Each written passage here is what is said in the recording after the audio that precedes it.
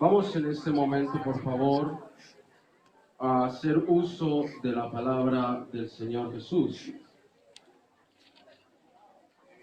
Hay un pensamiento que Dios me ha dado, el cual he titulado Ofrenda mecida, encendida y elevada. Ofrenda mecida, encendida y elevada. Y quiero tomar como texto base Éxodo capítulo 29, verso 24 al verso 27. Me gusta usar varias versiones bíblicas, tal vez suene un poco diferente, pero es lo mismo.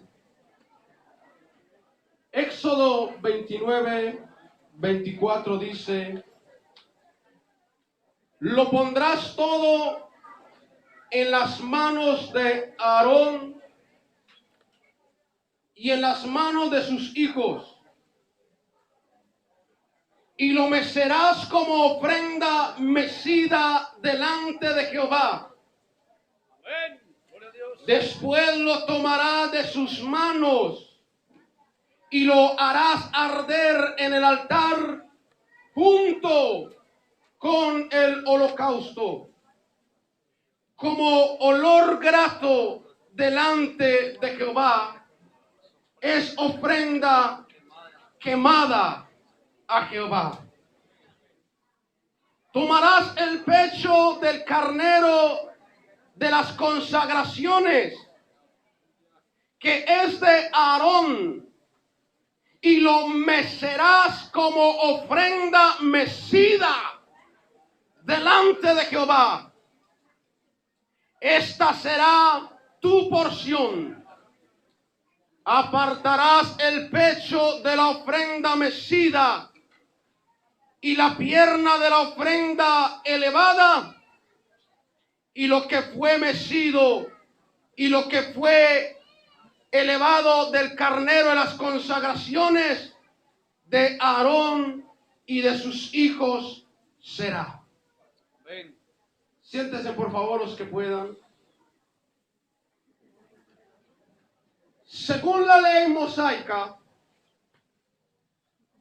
para consagrar los levitas hijos de Aarón y al mismo Aarón como sacerdotes y ministros del altar delante de Dios, se debía primero realizar una muy estricta ceremonia de consagración.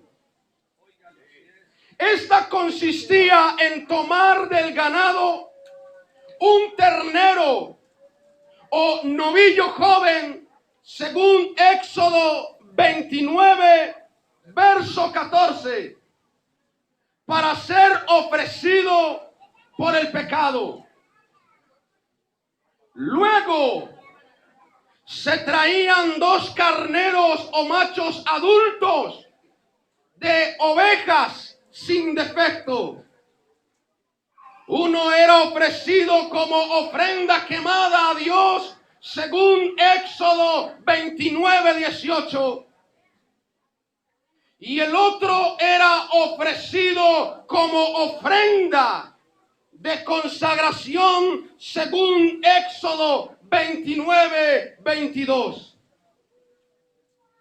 La ofrenda de consagración tenía que ir acompañada de unos elementos, según el versículo 23 del mismo capítulo de Éxodo 29.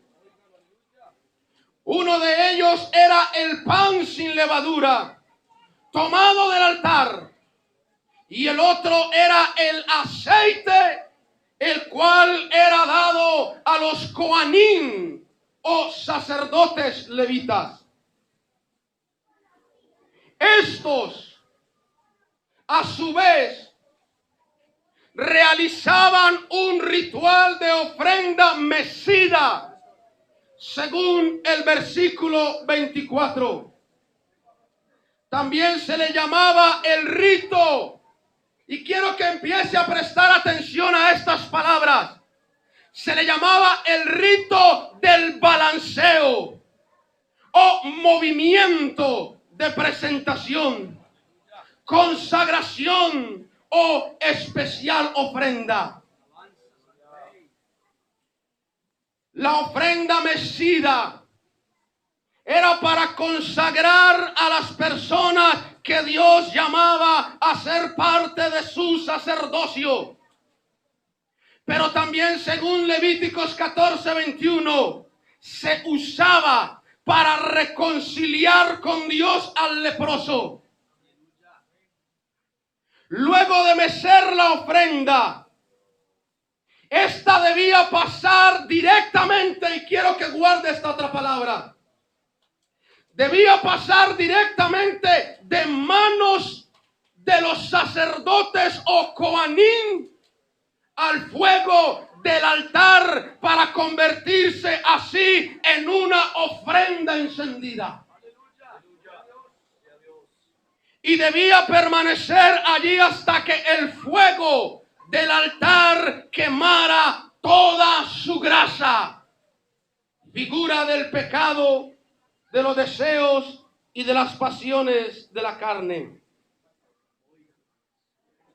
convirtiéndose de esta manera, según otras versiones bíblicas, en algo de olor grato.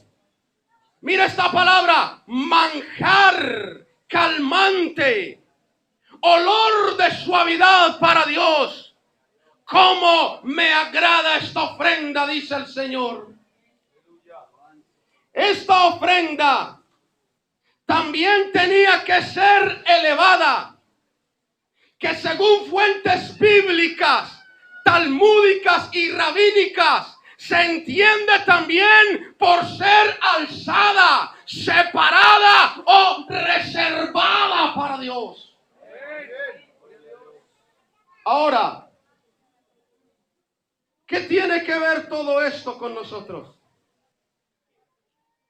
Hagamos algo que se llama el arco de la predicación.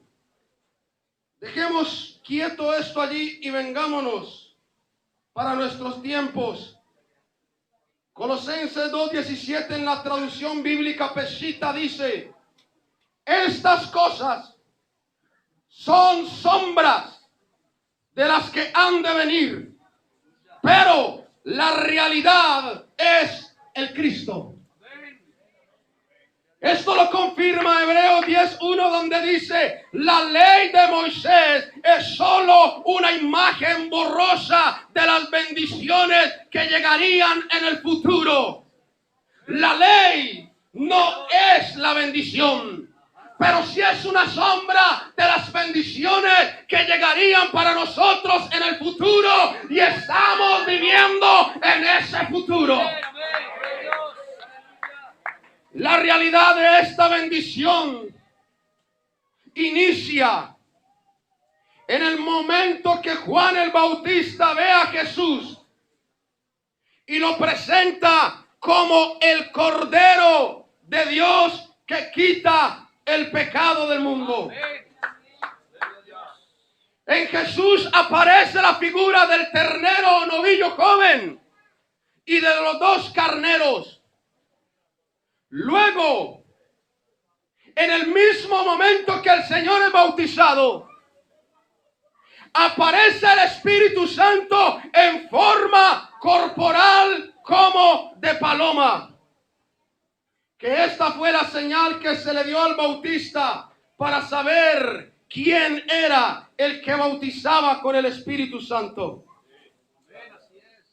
Pero el hecho de que el Espíritu Santo tomara forma corporal como de paloma es algo que no debemos ignorar, porque Dios no hace nada al azar. Dios pudo aparecer de otras maneras, sean antropomórficas o teriomórficas. Las apariciones antropomórficas dentro de la Biblia son cuando Dios aparece o se manifiesta en forma humana. o cuando se refieren a Él con características humanas, como el corazón de Dios, su brazo extendido, o se arrepintió Dios, entre otras palabras. Pero la expresión teriomorphis es una palabra griega que quiere decir terio, animal, y morphis quiere decir forma. En otras palabras, son apariciones de Dios en figuras de animales.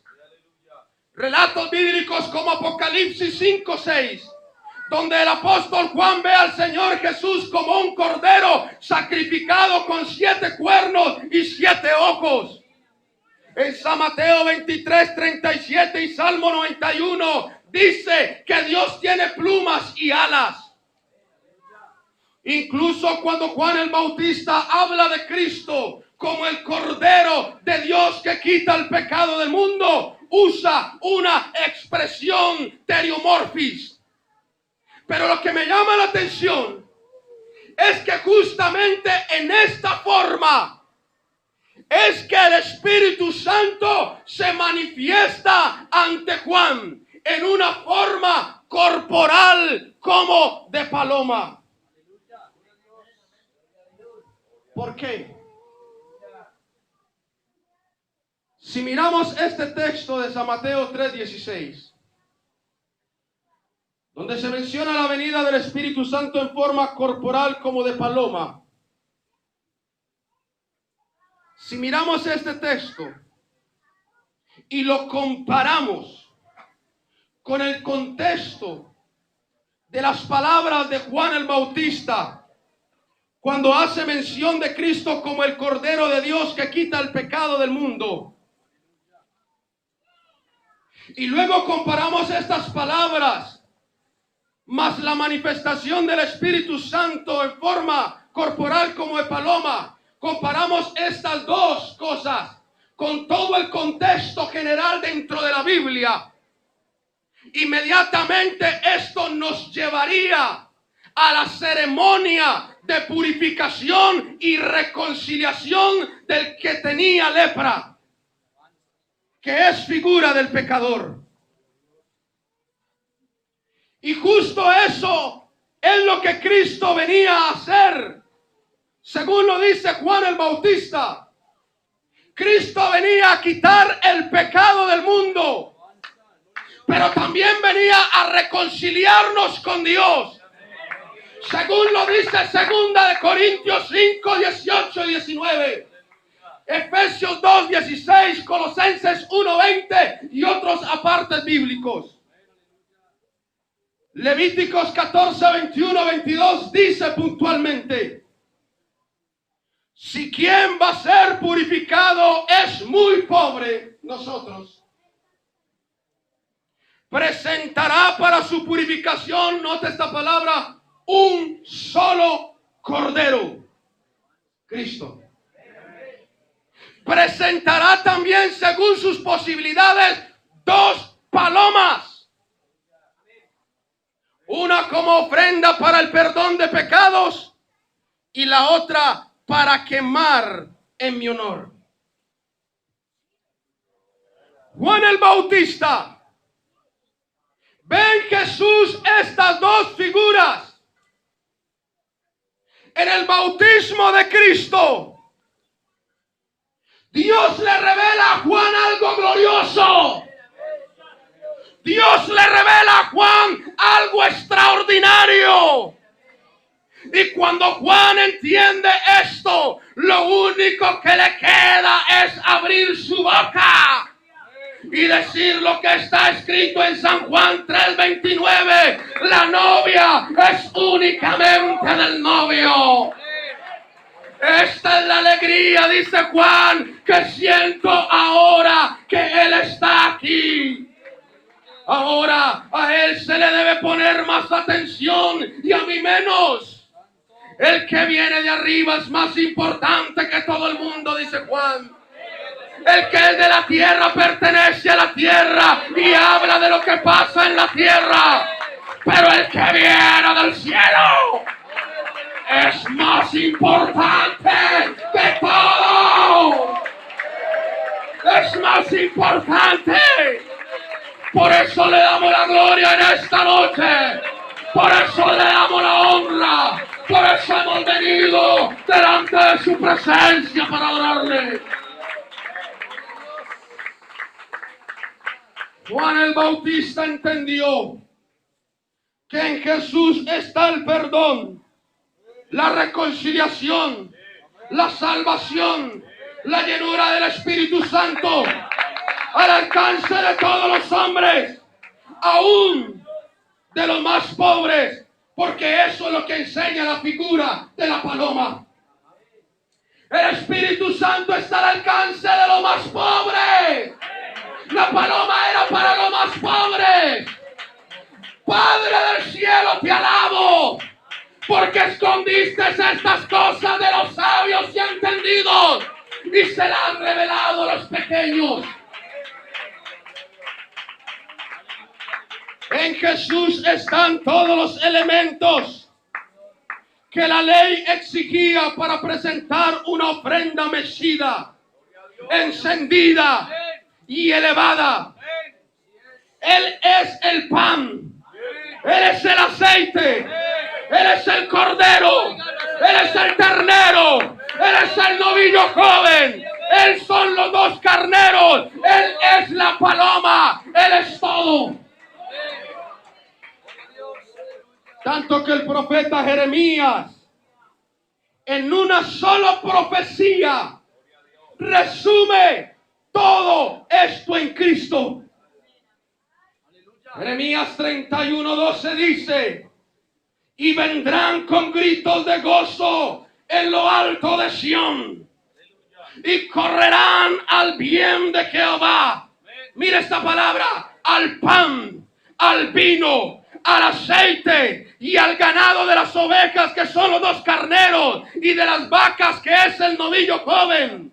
Y su alma, la nuestra, será como huerto de riego, hablando del Espíritu Santo, y nunca más tendrán dolor. Tremenda profecía la de este hombre. Dios, en su preordinación u orden divino de las cosas, ya tenía todo provisto en Jesús. Y dentro de su elección y predestinación, ya nos estaba mirando a nosotros para este tiempo. Él, en su presencia y conocimiento anticipado de todas las cosas, sabía que para este día usted y yo estaríamos reunidos en este lugar, adorando y glorificando su presencia.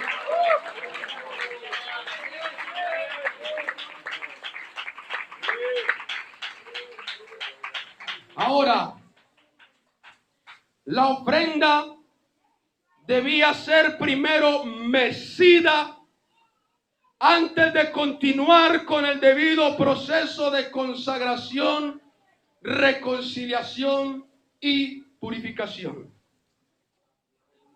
Según Éxodo 29:14, y voy a ser muy puntual en esta parte.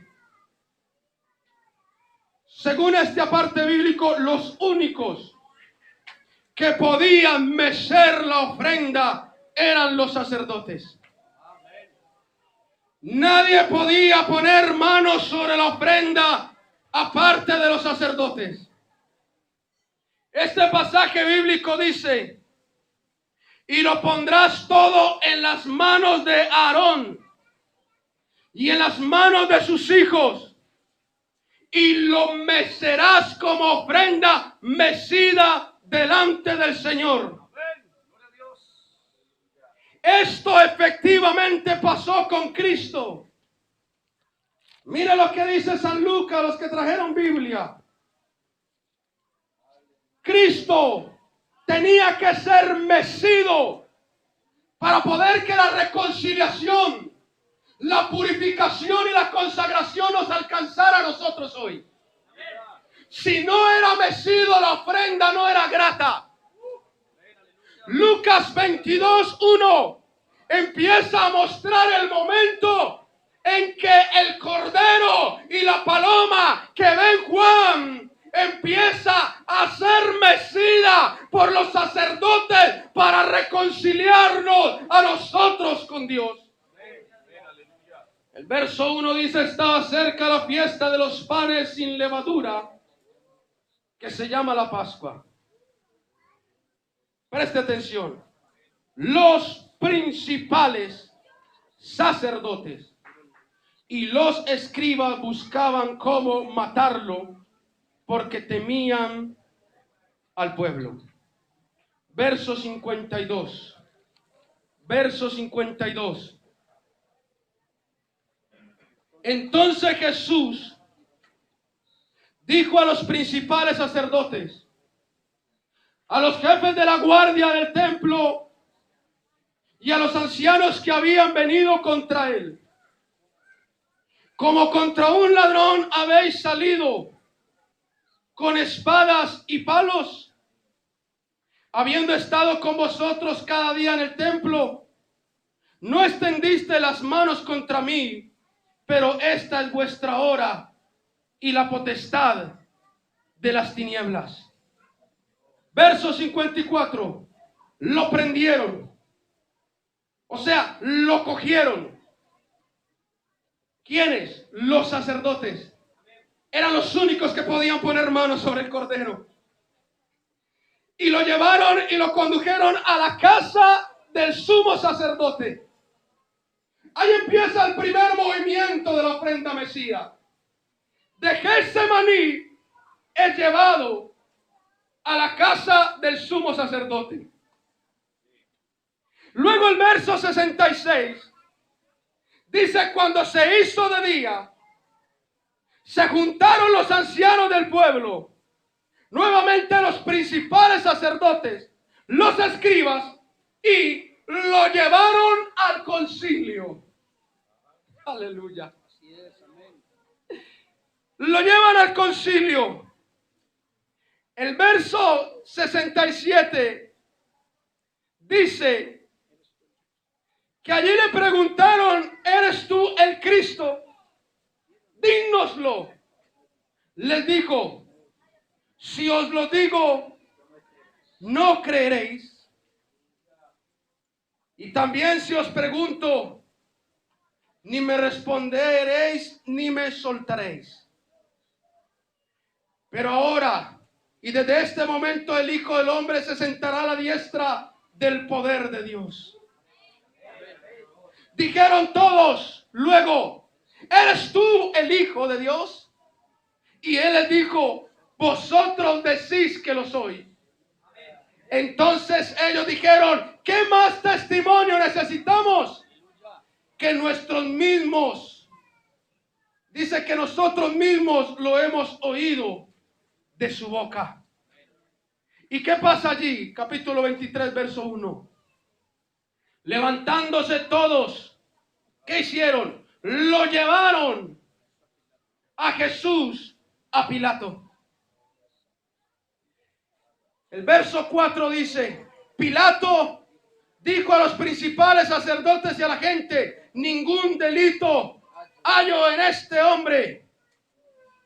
Pero ellos porfiaban diciendo: alborota al pueblo, enseñando por toda Judea, comenzando desde Galilea hasta aquí.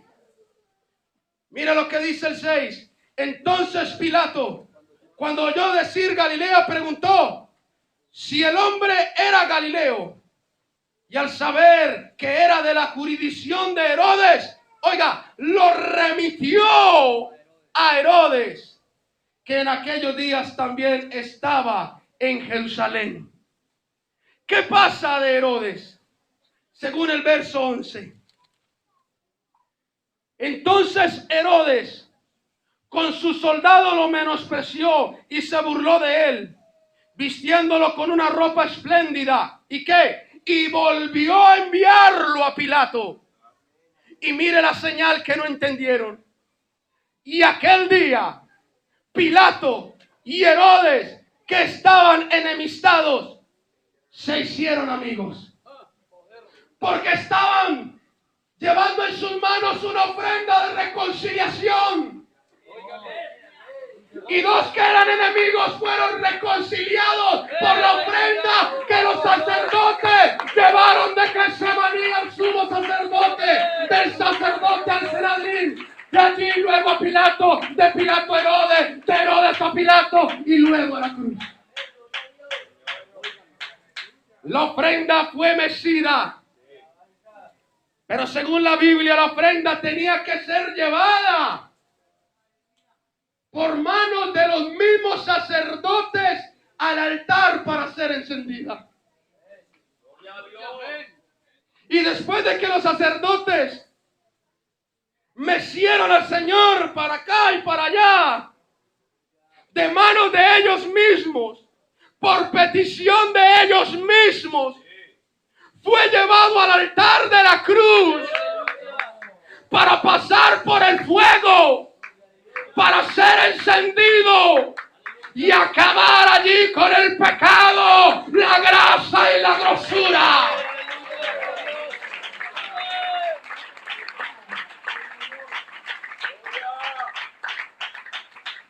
Algo bien importante es que la parte más sagrada de la ofrenda mecida era el pecho. Era la parte más carnuda del animal, el lugar donde estaba el corazón. Según la Septuaginta griega, Éxodo 29:27 dice: y santificado el pecho de la agitación y el muslo de la elevación, el uno es agitado y el otro es elevado.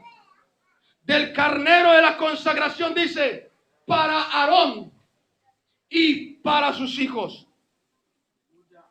Según esto, la parte que Dios ofrece al hombre es su corazón. Porque de tal manera amó Dios al mundo que nos ha dado. Mas Dios muestra su amor para con nosotros en que siendo nosotros aún pecadores, Cristo vino y murió por nosotros. Se ofrecía el pecho del animal, el lugar donde estaba el corazón. Cuando Cristo está en la cruz, de su costado sale sangre y agua.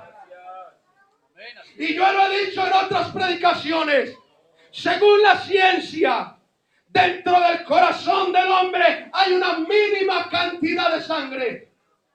Y la única forma para sacar esa sangre es coger el corazón y abrirlo en la mitad. Cristo no murió por los clavos, no murió por su crucifixión.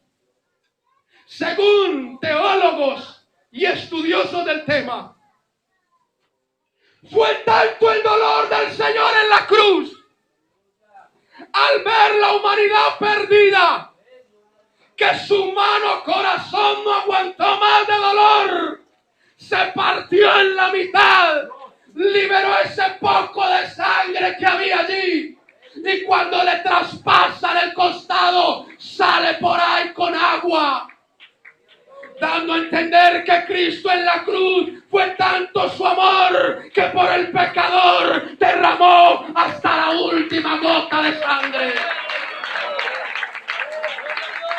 Entregó lo mejor de sí. Y después de que Él fue mecido y encendido en la cruz, Hechos capítulo 1:9 dice que Él es elevado. 1:9 dice: después de esto los apóstoles vieron cómo Jesús era llevado al cielo, hasta que una nube lo cubrió y no lo volvieron a ver.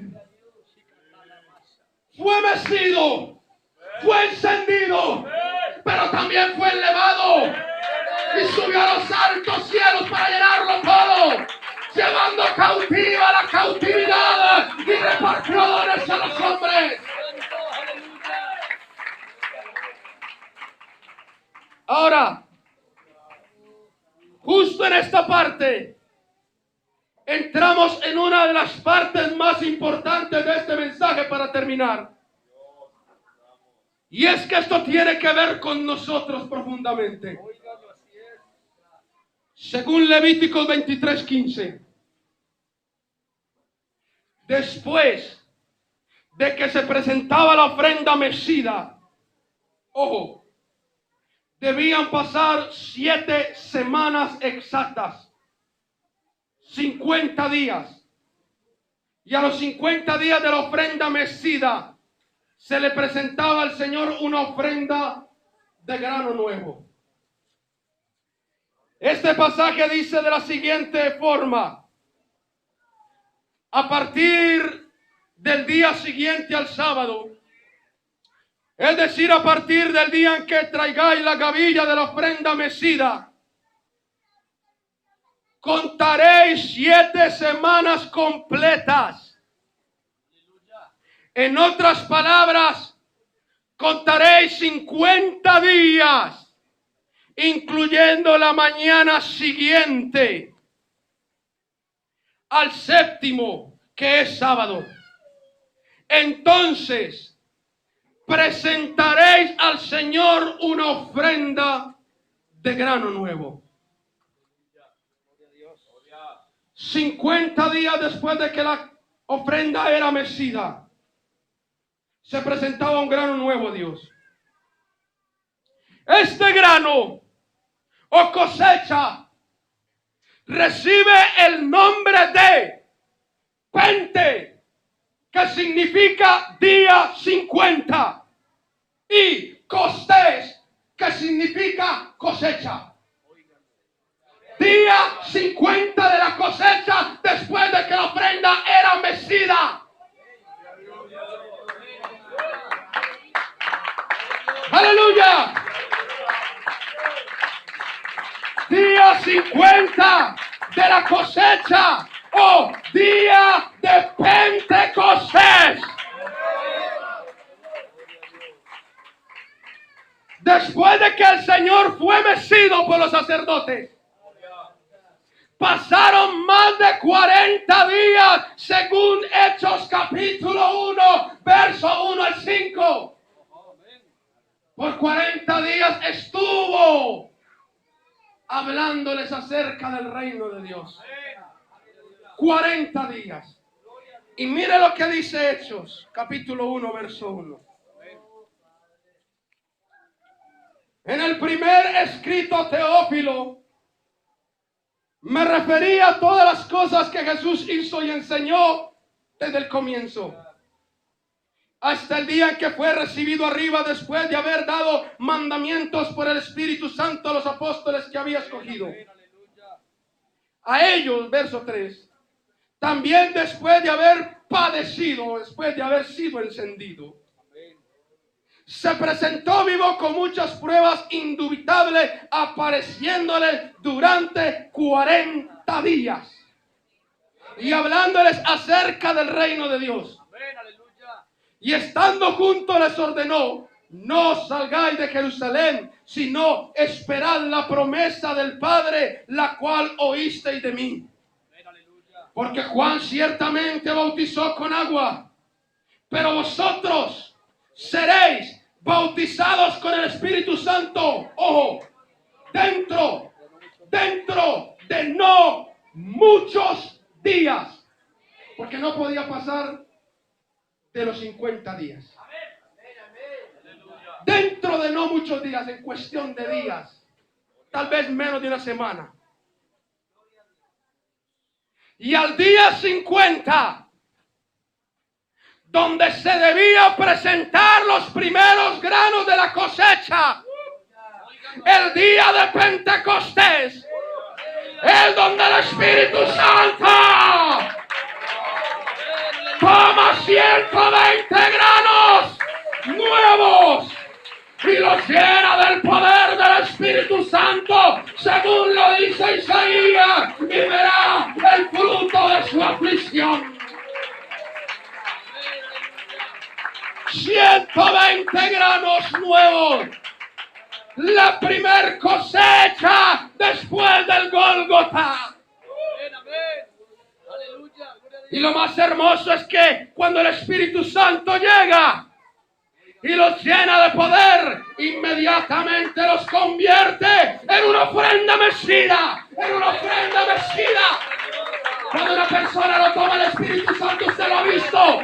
¿Por qué lo mueve? ¿Por qué lo mueve? Porque a Dios le gusta cuando la persona danza por el Espíritu Santo.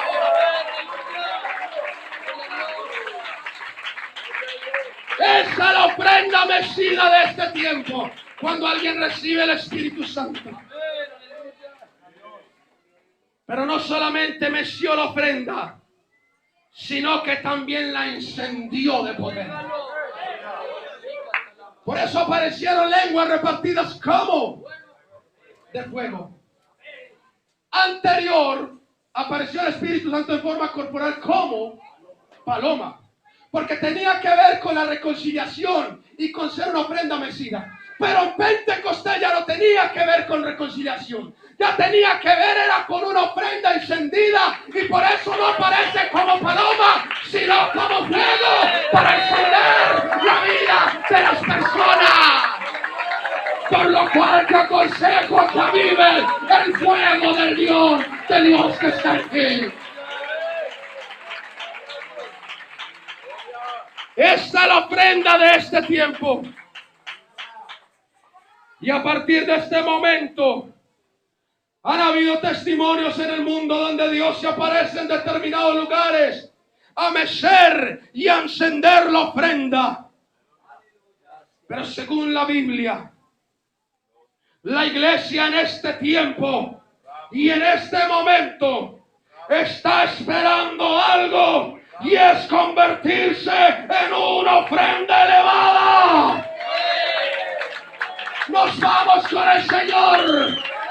Ya hemos sido mecidos, ya hemos sido encendidos. Necesitamos ser elevados, necesitamos ser arrebatados. ¡Aleluya!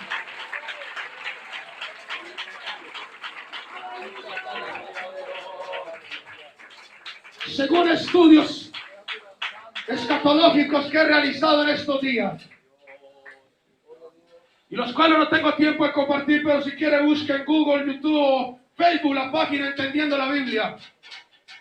Allí podrá ver unas publicaciones recientes que he hecho sobre lo que es el acontecimiento de la ufología o seres extraterrestres.